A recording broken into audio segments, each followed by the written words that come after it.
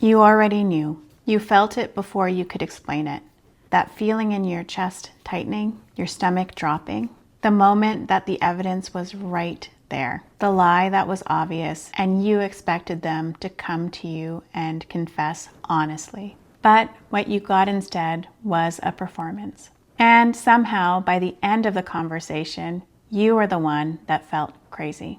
I'm Cassandra Mullick, therapist, coach, and narcissistic abuse treatment clinician.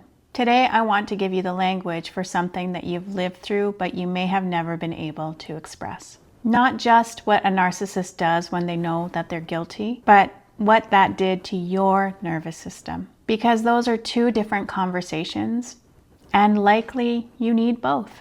It wasn't random. It wasn't them losing control.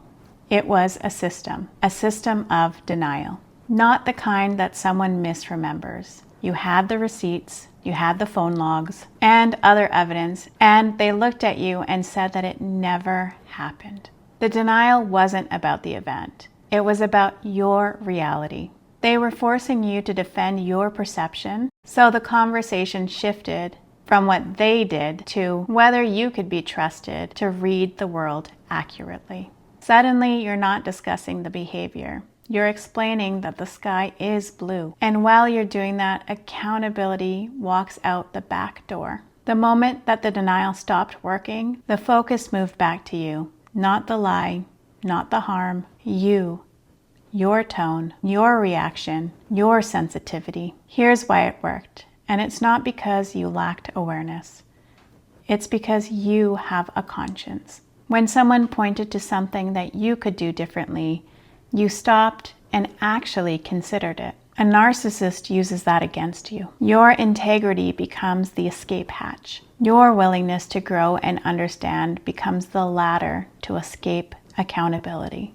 Let's start with the 5 tactics that they use. Number 1, denial. Number 2, blame shifting. Number 3, rage. Number 4, victimhood. And last but not least, number 5, gaslighting. Narcissists rage when they know that they're guilty and you're not buying it. Underneath the explosion is one message. If you keep on going, this is going to get worse for you. The rage teaches you that asking questions will lead to pain. Over time, you stop bringing up things even before a conversation begins. This is conditioning. Your nervous system learned that silence was the price to pay for safety. Sometimes in the same conversation, that rage will turn into tears. Suddenly, the person that hurt you is the one in pain. Because you're empathetic, part of you turns towards them. And that's exactly why playing the victim can be so powerful.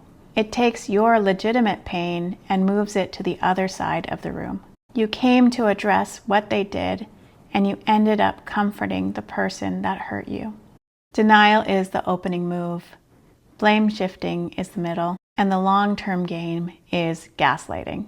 It's a pattern repeated over months or over years. Comments that seem small individually, you're too sensitive, you always twist things, I'm worried about your memory, collectively train you to hesitate when your instincts are trying to protect you. That's why you replayed conversations for hours. That's why you asked other people what they thought and then immediately doubted your own version. You weren't naturally confused.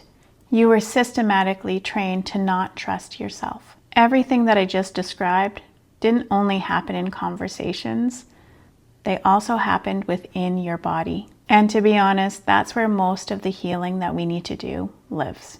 When you're repeatedly met with rage, every time you try to bring something true into the conversation, your nervous system learns that truth is dangerous, that speaking up leads to pain, and that silence is just safer. This isn't a belief that you choose. It's a nervous system response conditioned through repeated experiences. Your body adapted to an environment where the person who was supposed to be your safe place became the source of threat. That's why so many of the women I work with describe the same thing. They leave, they know it was harmful, they understand what happened, and they still feel like they did something wrong. They still feel guilty, and they feel like they were the problem. But I need you to know that guilt isn't logical in these circumstances.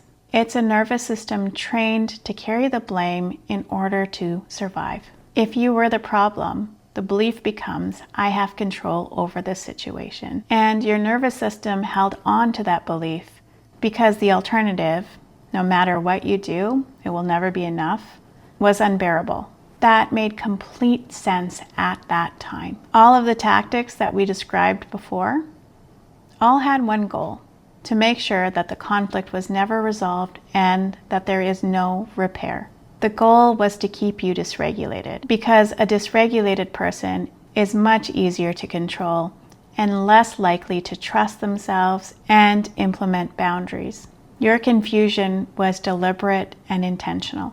Once you see these tactics as a system and just not an isolated moment or a bad day, your story starts to make sense. You weren't too sensitive, you weren't crazy, you were inside a psychological system designed to protect someone else's image at the expense of your reality. Your power returns through clarity, not revenge. The kind of clarity that no longer requires him to agree with your reality before you trust it. That clarity is a nervous system state. It happens when your body finally learns it's safe to trust what it already knows. Every time you name a tactic, instead of absorbing it as a truth about yourself, your nervous system gets a small chunk of it back. It's not instant, but it's a process. Think about how many weeks, months, or years it took to dismantle you. It's going to take some time to bring you back. The narcissist who knows that they're guilty is counting on those 5 tactics that we've talked about. But you're here and you're learning, which means that the most important thing they're counting on is going to get sabotaged. If you want to learn more about rebuilding your nervous system after narcissistic or emotional abuse, you can check out the link in the description below. If you want to understand why you continue to feel so guilty even after you left the relationship, you can check out this video up here.